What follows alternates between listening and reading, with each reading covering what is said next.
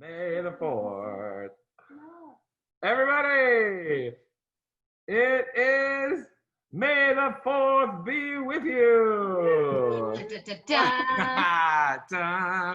I got Finn here. I got my really awesome, never been worn before Star Wars shirt. Yes. So you guys gotta go around and look at the room. We got some amazing, amazing. Oh, looks like Leslie Stevens might be in the wrong room. She's in the waiting room, but not on. How embarrassing. Oh, Leslie. Wait, let me make sure she's not here. Yeah, she's not here. Daniel, do you have, hold on. Keeping a lookout for her. Wrong room. Hi, everybody. Okay, welcome to Swings, Understudies, Standbys, and Dance Captain, Part 2. I'm going to quickly introduce people and quickly say something that they have done. Panelists, remember to unmute yourselves when you're going to be chatting. Everyone else, please keep yourselves muted, and we will try to do a Q&A at the end of this panel. So Leslie Stevens should be in any second now. Yay! Okay, good. All right, so first up, we have my incredible sister-in-law, current dance captain and on-stage swing, or just on-stage swing? Just on-stage swing. Just on-stage swing for Jesus Christ Superstar. Also was the dance captain and swing for Hair, the tour, international tour. Right? Brittany Rose Hammond. All right. And then next after that is this insane human being I call my brother, Daniel Dawson. Was the swing on the tour of Cats. And then, where are you? My, the amazing Ray herself, accompanied by Yoda. We have one of my best friends from tour and was the swing, she did Elphaba and Nessa on the first National of Wicked. She did, started her swing craziness on the Fame tour, has done 1,000,001 other things of that job in between. The amazing Maria Eberline. And then this guy, oh man, he has a baby now, so he's a daddy. He's also directed 5 shows on TV. He was a swing for 19 or some odd parts on Shrek on Broadway. You can see him as the Mad Hatter on Netflix, Mr. David F.M. Vaughn. And then we're gonna go to the ultimate Star Wars fan. She was the standby for Elphaba and Wicked on tour, Miss Chelsea Franko. We have then her bestie, one of my amazing friends who was in Westbeat, did tons of shows at 3D, and now currently she was on the Wicked tour with Chelsea. I mean, best friends getting to tour together. How crazy is that? And then now currently on Wicked on Broadway. Well, I mean, you know, waiting for it to return. We have the incredible Michaela Martinez. Yeah. And then we have, of course, a woman who was a part of the original group of these people, which we'll talk about later. Has an insane career during one of the most incredible times on Broadway. Started her career as a understudy in a chorus line. Went on to do Starlight Express, both original companies of Evita. The incredible Miss Nancy Wood as General Organa. Hey! General Organa. Yes. And then we have, let me find her. Where are you? One of my incredible collaborators. Here she is with the fearless Ray behind her. The incredible Leslie Stevens. Yes. Leslie Stevens has an amazing, was in the original company of La Cage on Broadway. She has an amazing career and is representing, having understudied stood by for a celebrity and done most of her work with these titles in plays and or regional theater from Lincoln Center all the way to here in LA. So hooray! And then I believe we have last, but certainly not least, one of the funniest women I know, currently with child, and I'm looking for you. Were just in my view, and now there you are. Hi, the incredible Bree Murphy. She's amazing. Was in our Beauty and the Beast. Full Monty is her Millennium Falcon, appropriately on her breast, where close to her heart, where it should be. And for France. And for France. And for France. And is currently in the Les Mis tour and a onstage understudy. So take it away. My amazing brother and sister-in-law are going to be the moderators. I'm going to be here, but not here. So take it away, my amazing family. My God. Oh, TJ. Yes. Can you unpin? I did. You did? Oh, good. Wait, are you sure? You're in my view, I promise. Oh, good. Hello. This first question is for David. David, and maybe since, we can get a little refresher for us. There might be some people that have already been to this class before, but maybe you can kind of sort of briefly say what a swing is. And also, what do you think it takes to be a swing? And maybe when was the first time it clicked for you and you're like, oh yeah, this is something that I could totally do for my life? Yeah, I for sure can't. So, but that's also good to know. Yeah, no. So in general, a swing is, I'm going to be very general and we'll get more specific, is kind of like an understudy for the ensemble, right? A swing is somebody, majority of swings are offstage swings, and they are not, if everyone comes to work that day, rare, you will not be in the show, right? And then if somebody in the ensemble is absent, you would, in theory, take their place. Now, there are on-stage swings, so same thing, except they are in the show every night. There are standbys and understudies, but in general, a swing is somebody who understudies the members of the ensemble, or certain members of the ensemble, and a principal. And that differentiates between a standby, who is somebody who is not in the show normally, but would go in if one of the principals is out. That's kind of the general idea of what a swing is. And then what was your other question? Oh, what does it take to be a swing? Yeah. Sure. So my only swing experience was the creation of a new show. So that colors my experience. Other people here have gone into shows that exist, and there are existing forms. For me, I think what the two big things, one's personal and one's more practical. The personal one, which we discussed a little bit last week, was the absence of ego, which is not possible for any of us, but it's something that you, I think, quickly learn is you, even in the best of times, you are not in the show every night. Mm-hmm. You are maybe not in the Tony performance. Maybe you're not in the souvenir program. Yeah. Maybe the cast doesn't treat you like a member of the cast. Maybe they treat you like somebody else. There's a lot of variety of ego pressures that can get you. And even in the best of times, sometimes you feel less than. And so that's where ego kind of comes into play. It's like a constant meditation, right? Well, yeah. But also, I think what I learned quickly, especially in my show, was that the general sense is when you swing on to an ensemble track, you are not there to break all the rules and change everything. And the character is your ideas that I was told many times, if nobody knew you were on, that's the best kind of, that's the best thing you can hear, which is hard to hear ego-wise, right? We all want to kind of be unique and different. We want to shine. And the show was so much better when you were in. Oh my God. Yeah. You actually don't want that, right. or they do not want that of you. And that's hard for us because we want to shine. We want to show our capabilities. We can do anything. So I think that's the kind of personal side. And the practical side is, for me, at least, creating a new show is being a quick learner. And I know we hear that a lot. Oh, learn your combination really quick in auditions.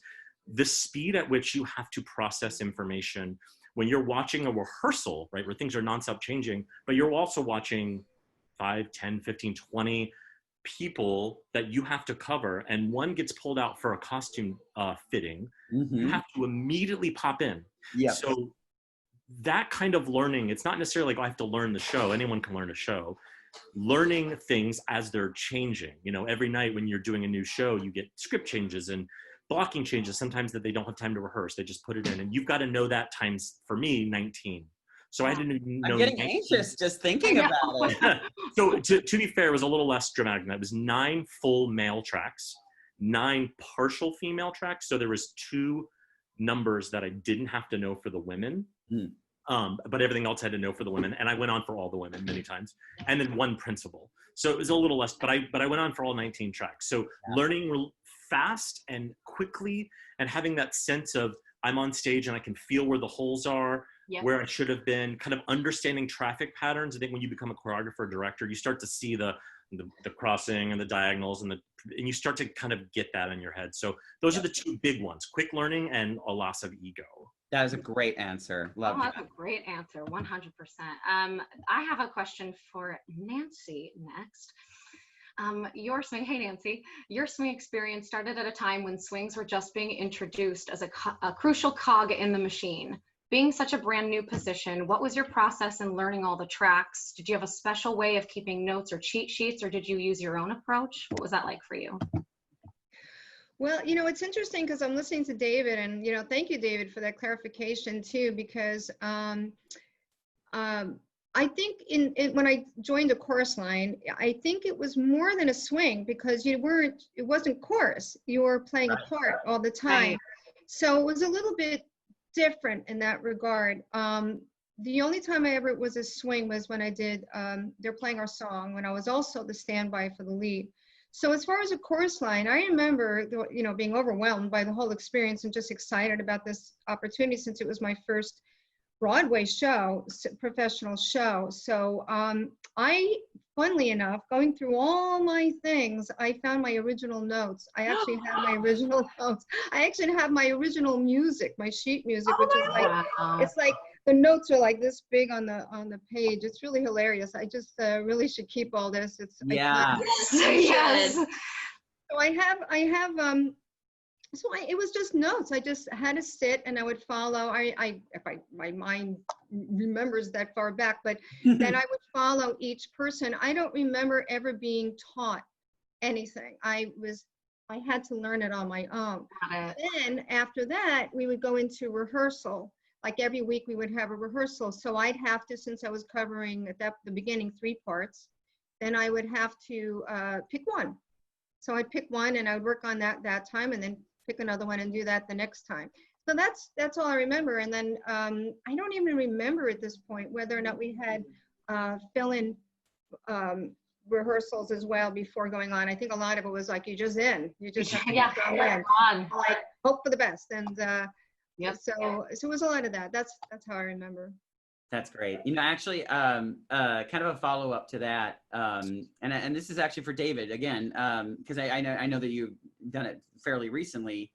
Has like anything changed in the ways of the process, like as far as do you use any like apps or anything like that, technology, in order to kind of like assist you in that process? Oh, I use all the apps. Yeah, we use all. Oh, but you mean it for swinging show? Got it. Yeah, no. Yeah, sure. Yes. So I think what most people still do, I don't think it's ever changed at the very beginning, is quickly just writing down a blank piece of paper. What usually you'll do, and if you don't get this, ask for it. Go to your production stage manager, ask for a ground plan, and what they'll do is they'll send you a little schematic. It's like an overhead schematic of your kind of base set. So for Shrek, we had 3 non-concentric turntables. So the overhead was just like circle, circle, and circle, and then we had a little apron and a little passerelle. So you kind of get that. And what I would do is I made 2 of those per page, and we made hundreds of copies of these blank charts. And what you would do is, as you're watching rehearsal, you would write down each thing. Okay, so this is the first position, blah, blah, blah. You write it down. And then from there, this is where I think things have changed. So nowadays, there's a really great program called Stage Right. It's very expensive, although they just came out with a new pricing option, which I think is like a monthly fee, which is nice. Oh, nice. I bought it when it was like $300 for the lifetime thing for an app. But now I think you can pay a monthly fee just while you're doing a show. But anyway, it's a digital version of exactly what I'm saying. You have your base schematic of whatever your kind of base set is, and then you can always draw on top of that. And then it's all digital. You can draw anything you want. It's great on an iPad. You create characters. So like Biddy, you would have your initials, and then you could just drag her little icon around for all the things. And then you can print them out. You can make them really nice. What I did was I printed them out into like little flip books, like index card size flip books. And they just went chart by chart by chart. And I had a book for every person I covered. So I only had 18 because principal was different, but I had 18 of these little books. And then I could bring those backstage with me. You really, really want to have that backstage and have it small so it fits in your ditty bag, your biddy bag, which I'm sure you've heard of. Yeah, so the technology has changed a little bit, but I think the act of just scribbling as fast as you freaking can, I don't think will probably ever change, especially in new shows. I think some of you can talk about joining existing shows. There may have already been something like that to go through and to look at and to learn from. Yeah. So just like a really like organized scrapbooker almost. Oh yeah, and you get really good at learning, like I said, learning patterns very quickly. Yes. And you learn everybody's name first. You will know everyone's name in the show immediately. You'll be like, oh, you're DD for Daniel Dawson. Right. And then when somebody new comes in the show, you're like, I can't learn your name. You will forever be Daniel Dawson. Yep. That would always happen when a replacement would come in the show. Yep. And we'd be like, yeah, I realize your name is not Daniel Dawson, but you're in Daniel Dawson. You're the Daniel Dawson track. Yeah. Okay, and actually, this is kind of an it could be sort of, it's obviously all related, but for Biddy, how does being a dance captain / swing work, and pros and cons of that position? Well, there's definitely pros, because kind of like what Nancy and David were talking about, how you kind of have like, you know, a starting position and then you go from there. You need to know a little bit of the Bible of the show as the dance captain. You know, you have to know everybody's track anyway. So as the swing, if you already are taking those notes and you're already learning from a place, you're jumping in. So for instance, it helps to be a dance captain if you're a swing, because you've already done the movement. So then you can help somebody else do that same movement as well, because you're like, well, I know what it feels like to do this because I've done it.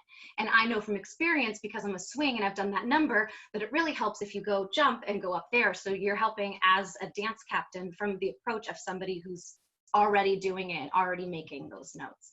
So I would say a con is just that it's very stressful and overwhelming already to be, say, just one of those things.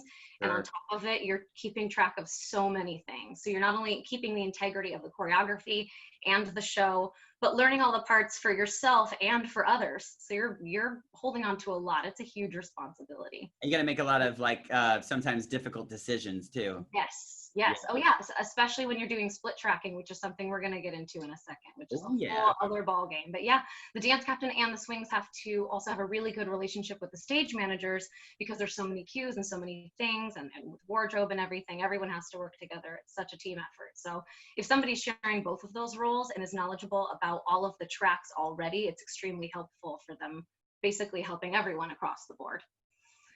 Actually, I have another question, and this one's for Leslie. How do you maintain, hi Leslie. Hey. How do you maintain the show in your body, mind, and spirit when you're not performing it nightly? Because you're standby, right? You've standby experience. Yeah. And how do you ensure that you feel warm and ready to go when the time comes? That's a great question. It's been different in the different situations. I can speak to like at Lincoln Center, we were required to be there for every performance by half hour and not leave until intermission. So you were going to be there. So I would often use that time after I'd watched the show and then made notes. I had to stop looking at someone else's performance, because then I would be outside of myself if I were ever given the opportunity. Mm-hmm. So I would sometimes use part of that time at the theater to go over things, work on lines. And I, sort of a funny aside, but I was pretty young then, and I was so self-conscious because I didn't know what to do. I felt like I was being judged on my effort without anybody being able to see my effort. So I spent like $200 on clothes just so I could sit there looking like I was meant to be there. Like, it was really silly, but I felt like if I just dressed better, maybe they'd think I was paying attention. I don't know. Yeah, I thought it was funny at the time. But for center theater group, was a lot of language, and it was 2 roles in a 4-handed play, both women. And then there was one fella playing both men. So we would spend that time, we would turn off the monitor in our dressing room and we would just like speed. We would do like Italian, you know, like all those like speed runs of lines together. And then we'd say, okay, I'm Marcia, you're Bob. Okay, I'm Fran, you're Martin. Like, and we play games like that to try to keep that. And it kind of depends on, we wouldn't always do that, but for just language, there's that. I found, it's interesting because I'm also a dance person. So in a musical, choreography is very specific and very musical, and the patterns are very specific. It's not that the movement in play is not specific, but it's more you have to get coordinated yourself. Like, I must say this as I take the pan, put this down. When I do this, I need to make sure that this is upside down. So when he comes in with the gun, I can hit this. I have to hit it with my right hand. When all those things you have to practice yourself. You get a put in, but it's not like you're interfacing with the props and that kind of facility. So that coordination is your own responsibility to kind of mock that up as best you can, because you're going to have so much on your mind when you are actually called upon. So, I mean, that's that I say both of those places were great and even some smaller theaters like Boston Court, also great for giving you a full tech to do your thing. So, so you didn't feel like you were just chucked out the window, you know, which was great. But all that preparatory stuff of getting coordinated with yourself, that was really on you. You know, that was really on you to take your time and make the most of it. I like the wording of that. Get coordinated with yourself. Oh, sorry, Daniel. Oh no, I was just going to say that seems like a very common theme with everybody's story, is that you have to hold yourself accountable, because really the only time that you're going to be your test is when you get on stage, and if you don't know your stuff, that was pretty much your fault because you didn't ask the question or you didn't like practice. So yeah, I think in order to be a swing, you have to be able to hold yourself accountable, which is a difficult task for pretty much anybody. I know for myself for sure. But yeah, I really could ask this next question to anybody, but I'm going to direct it to Bree. What is the biggest lesson that you've learned as an understudy? Or what life skill do you think is your biggest takeaway from those types of experiences? Oh, that's a really good question. I think collaboration is a really big one, because I was actually really lucky with the people that I understudied. I know that experiences in other shows, and I've had other shows where I've understudied as well, can be an experience of you're seen and not heard, and you don't really talk with that other person about choices or anything like that. I was fortunate on this show that the spirit of collaboration starts from like the head of the company, where if you go on as an understudy, they want you to be you. And it's especially, I think, well, for a principal role, and especially like for something like the Thénardiers, it's so comic that you have to use your own comic timing. You really can't do someone else's bits. You can make sort of the same, in theory, this is where this happens here, but you're not going to really own it unless it comes from you. Totally. So you have to learn to be humble and to fail and not get laughs, which for somebody who, you're out there to be the comic relief of the show, because it's 3.5 hours of people dying. So, you do have to be the people that you need to be a little levity in there sometimes. But to be that is actually a lot of pressure, because it is only those 2 characters that give us much comedy at all. So to feel that pressure and to go, oh God, I have to make this funny, and to not be funny or not get a laugh, it's so hard. And there that ego thing is, you're like, you hired me specifically for this. I'm not good. I'm not funny. I'm out. I'm done. But you can't take it that way, and you have to really rely on directors and also the other people that have played the part to help you create something that's yours, that you feel like you can own. And certainly your other partner, like Thénardier, is really important too, where you get on the same page about how things work because of their relationship. So that collaboration was really important so that you learned how to have your own relationship with that person on stage. And so you create ones, it's kind of cool too, because you create ones with each different person. So the other understudies of Thenardier and I also had relationships, because we would do that and like put in rehearsals. We would be the ones that would go on instead of the principals to give us a chance, like, wow, I haven't done this in, I don't know, like 12 weeks. Like, can I have a refresher, please?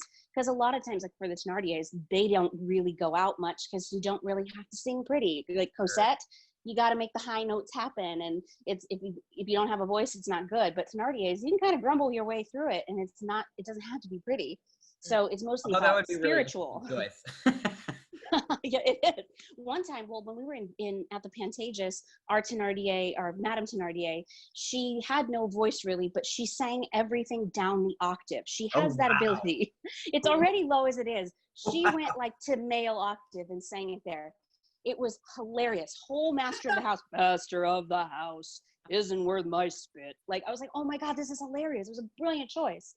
But by the end of that number, she was like, done. I can't even talk now. So then I went in mid-show at that point to do just the wedding portion of it. But yeah, so I think spirit of collaboration and having to be like, yeah, that letting go of ego, but also letting other people in on your process and being open to that, being receptive to that, because and not taking it so personally.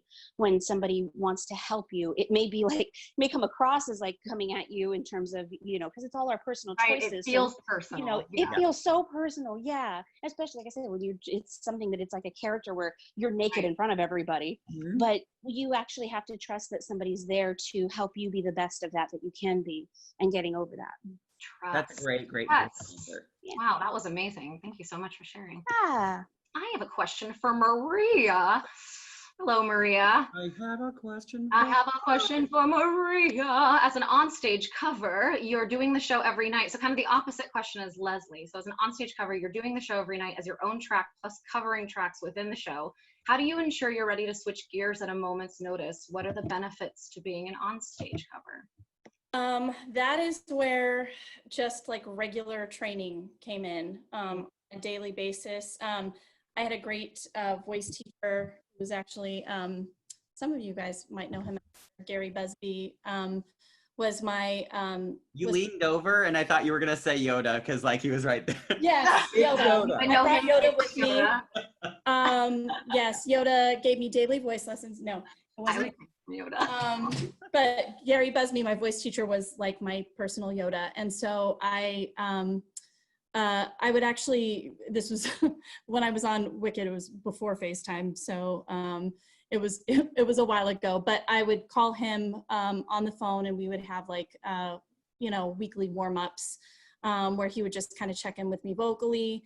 And I would just sing through the Elphaba show, because for the track that I did in the ensemble, I was singing the alto line, which completely like split my voice, because Elphaba's stuff, there are really low parts of the show, but then you're singing in the stratosphere a lot. So most of the week I was like writing down really in the lowest part of my range. So I had to make sure that I was doing like those vocal exercises every day to make sure that I could hit those, Wow.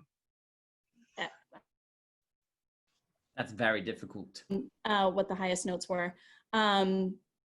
So just, daily training. I think there was a moment, I think in Wizard and I, when I was in the ensemble. So I would like run to my dressing room once in a while, just for the last portion of the song, and like run to the bathroom or something, and then just try to like hit the notes with her. Yep. Run in, scream, run out. And I'll stand there with the wizard. Nope. Yep. One day, whatever. Still got it. Yep. Yeah, or yes, okay, good. I'm in a good place. So, just doing like daily check-ins with my voice to make sure that it was there was really important, because there were times when I got thrown on in a moment's notice. Oof, yeah, gotta be mid-show sometimes. Yes, I did go on mid-show. Chelsea spoke to this last week, but it was when Julia Murney's first week on, right, like a week after she had said, I never call out. Well, I'm here if you do. So it was her last show of the week. She couldn't get through right after Wizard and I. She was like, you're on. So they threw me in, they threw the makeup on me in like 7 minutes. Woo! I think costume in 7 minutes. So wow.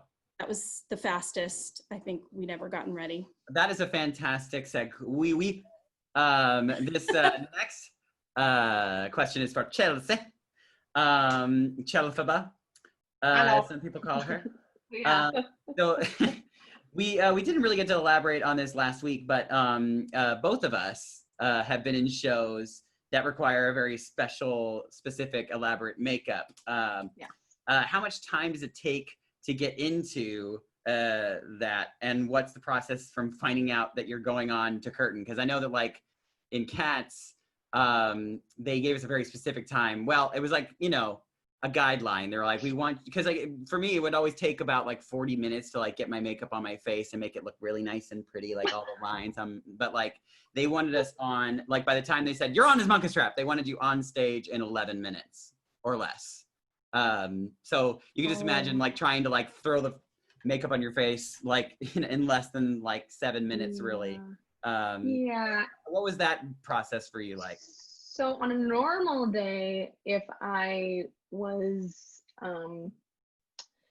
if I knew ahead of half hour, then from start to, I always used to tell people that from moment, like half hour to going on stage was a 35-minute process to getting into Elfie.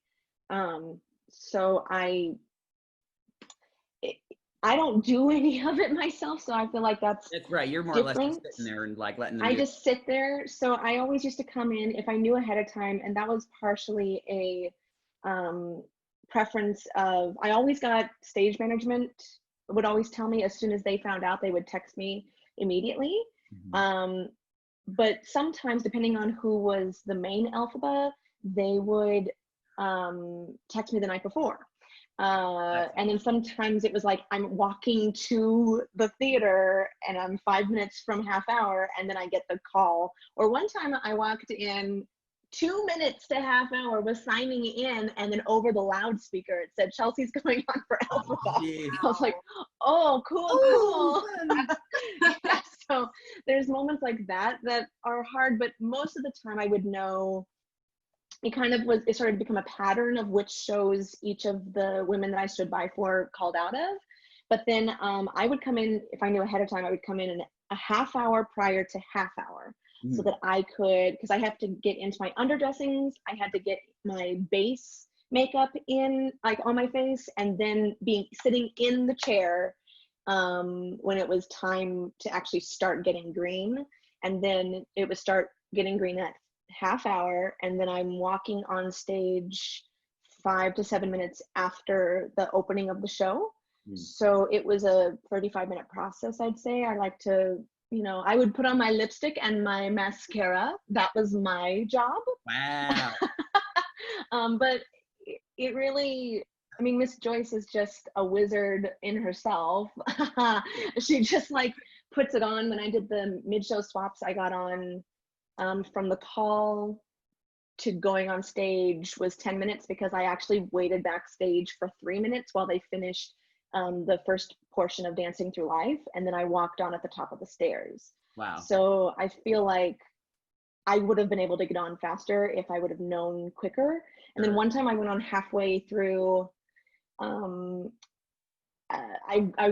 started getting green at intermission because she started to feel like she couldn't do the rest of the show. And that one I actually disliked. I didn't like going on just for the second act. It's like there's so much exposition that happens in the first act, and it just was so much harder. And I'm sure it helps get warmed up too. Yeah. Well, the other two times that I had gone, the other two times that I went on halfway through the show, like mid-show, I had done the matinee already, so I was already warm, and I didn't really have to warm up again. And so like for the one that I went on at intermission, I was like, Fingers crossed. Oh, I have a really quick follow-up question. Have you ever had any false like just kidding kind of situations where they like you're on and then they get you in full makeup and you're like, actually you're good? No. So Okay.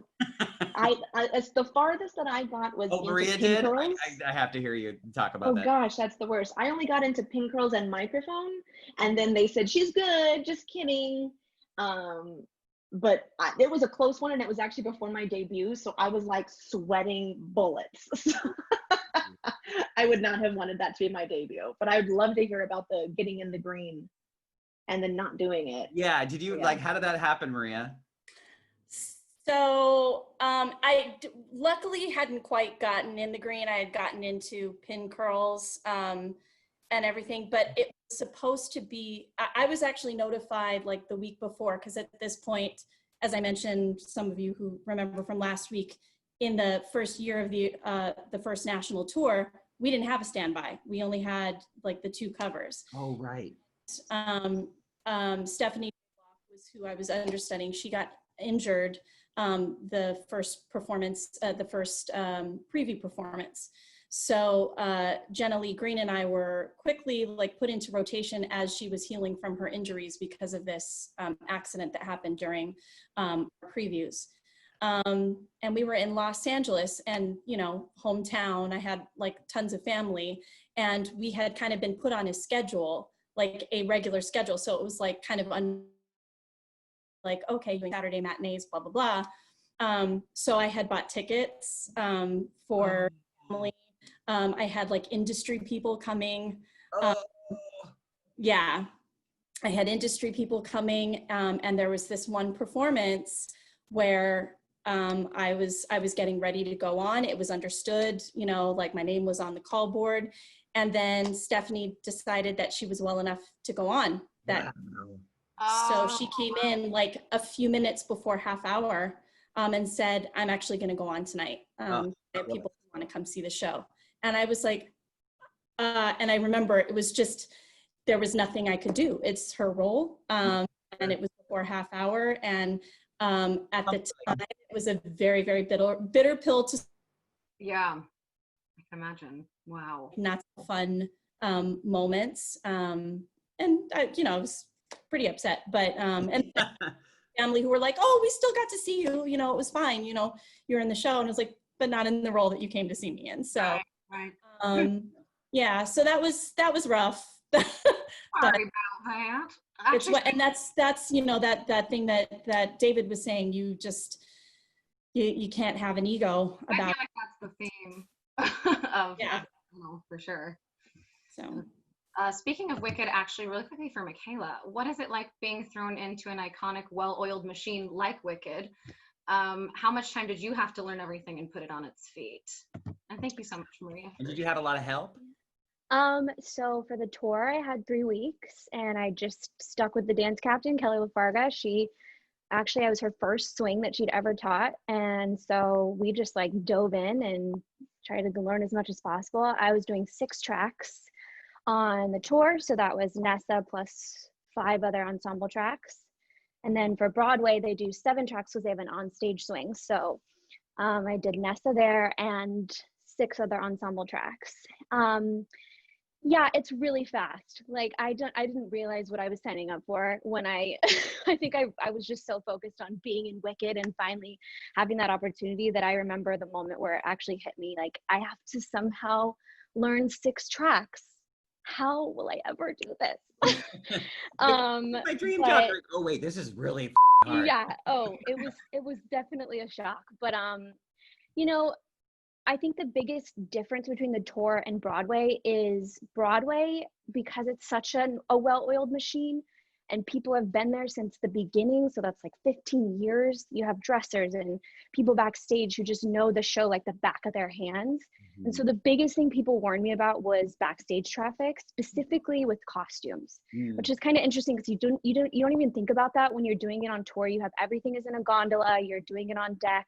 You have different dressers every time, but like you just understand the way of it. But on Broadway, they have it so specific that like some people need you to face them face upstage to them, and then other ones you need to face downstage, or you need to turn left, or you need to hand this glove to this person or this hat to this person, and it's very specific. Like backstage traffic that you then yes. yourself in, not just counting the well-oiled machine on stage, but exactly. That's interesting to remember. Yeah, and you know, as a swing, you're just trying to remember what you're supposed to do on stage. You're just trying to like, so then to have to also be memorizing a whole nother show that happens backstage was quite a difficult show backstage.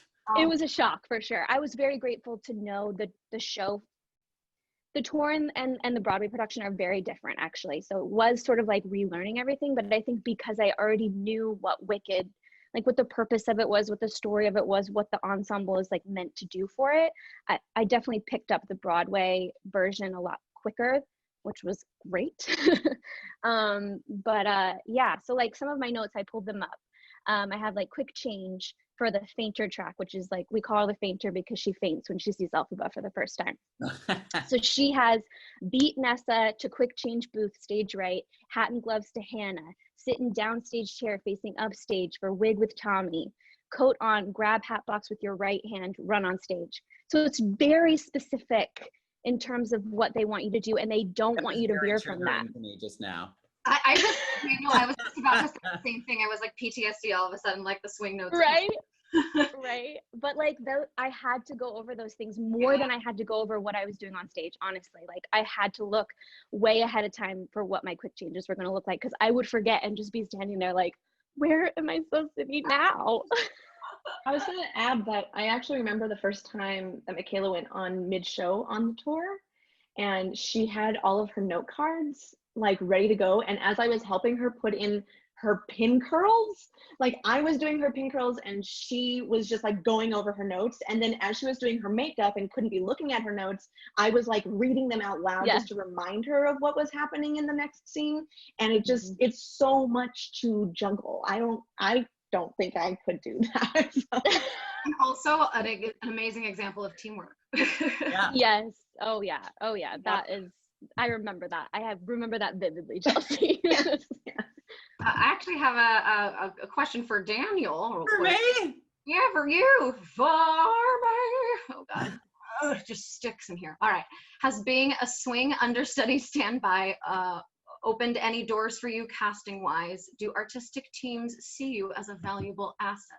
Yeah, absolutely. Yeah, I mean, because you know, it's a job that not very many people can do. I mean, as you probably heard, it takes somebody that can really kind of like, you know, take the initiative and do things on their own and learn the show, like not completely on their own, but sort of like, you know, you have a lot of help, but yeah, anyway, because you're such a valuable asset, like there was a time when they needed like a really quick replacement for a swing on the Disney cruise ship, and they didn't really have enough time to like set up a big audition. It's like they needed somebody like right now. So you know, I was pitched by my agent because like, you know, I have that swing credit on my resume, and they brought me in backstage in Disneyland. They literally set up an iPad on the audition table with the guy from Toronto, and like we just had like a conversation more or less, and like he's just like, okay, could you do like a double turn, okay, and like a toe touch? He's like, great, cool, that's enough for me, you booked it. I was like, okay, great, cool, sweet, thank you. And I was like, are you sure though? I don't know. But yeah, and I also sang like a short little ditty too. But man, that was like crazy, like how much they trusted me just because I had that little credit on my resume. Because they're like, oh yeah, you were a swing for cats. Yeah, you could, if you could do that, you could definitely do this. That was like their assumption, which was completely wrong. Questions before we end, or what do you want? Do we want to do a Q&A, or Dana, do you want to ask the broad ones? Well, if there's not, I mean, like we could just ask some, if anybody has any quick questions, and we can also ask our swings too, if they have any fun stories of like split tracking, or, you know, for instance, I was at the Pantages Theater with cats, and our Skimble Shanks literally was about to poop his pants. Well, poop his unitard, I should say. He got the Hershey squirts, so to speak. Daniel. Daniel, wow. And I had to be on like in a moment's notice, and I came on stage and like Monka Strap turned to me and was like, ah, because like, you know, that first look of like seeing makeup that's been put on in less than 7 minutes is very jarring. So anyway. But yeah, you know what? I see a question in the chat. The question is, what is the difference between an alternate and an understudy? Alternate. Ooh, yeah. Does anybody in our panel like want to answer that? Yeah, David. David, do it. Oh, sorry, I can answer it. I have also an 8-month-old in case he starts screaming. Sorry about that. Hi. Alternate is generally referring to somebody who, so like some of the bigger roles, like I know Dewey in School of Rock did this. Valjean's often do this, where they do 6 shows a week or 7 shows a week. And sometimes an alternate is referred to as the person who does it every week on matinees or whatever. It's not like they share the role. I know Tina does that. And Kaki, who I hired for one of my Shreks, she's the alternate at Tina. She's not the Tina, but she plays it every week for 2 performances. I think that's her schedule. And then an understudy is what we all think about, which is like, you know, Shoshana is out and Michaela is on. Good luck. That's a great question. Thank you for elaborating on that. I see another one. Do you have any advice for when you are a dance captain? I can't read this question. A dance captain and internal swing, and how you can establish a good relationship with the cast, so once the choreographer and director leave the show, you will be able to hold the respect necessary to maintain the show. That's a great question. That's a really great question. I'll start with that. I like to either wear a physical different cap if I'm a dance captain, or I say, hey, if I'm like going up to you and you're my friend, but you're in the show and I'm giving you a dance captain note, I go like, putting on my dance captain hat, or like I do it like a funny, change my appearance or something like that. I'm just this, that, and the other, blah, blah, blah, blah, and then I like take it off. I know that sounds kind of absurd, but I like to kind of step into the role and step out of it, because it is kind of a blurred line, because you are friends with these people, but also your job is to maintain the integrity of what was set by the choreographer, and as well as what's set in the show, and make sure that that happens no matter what. So yeah, that's a really good question. That's a tough one, but I would say for me, I like to be like, this is my role that I am right now, and now here I am as friend Biddy or whatever. Anyone want to elaborate on that? That's, well, yeah, from my experience, because I was also the dance captain on the cruise ship, and yeah, I had like 2 different Daniels, you know. I had Captain Daniel and Daniel, but I tried to be as friendly as I could, but like sometimes you just, you know. It's tough. That's a tough place to be. Mm-hmm. Not gonna lie. Yeah, I mean, I could just say in closing, I feel like it's a real diplomacy position, and you just make calls based on the person. Like, I know this person can accept notes in this way, and this person can accept. You just learn the best way to try to get the information out and kind of be a central place for problem solving. But I find like I had different hats for different people, you know, when I knew that they could take the information. Yes, because everybody takes notes differently. Right. So you're really trying to set up so that you're like the United Nations, you know. United Nations. But that's legit though. Yeah, you really do kind of have to be able to speak everybody's language. It's a tough job. Yes, it is a tough job. Yeah. Is it time, Gigi? Actually, no, we're out of time. We've got 8 minutes to our next session. We have to set up. But thank you to everybody for this incredible roundtable. Thank you, everyone. Yes, thank you, everybody.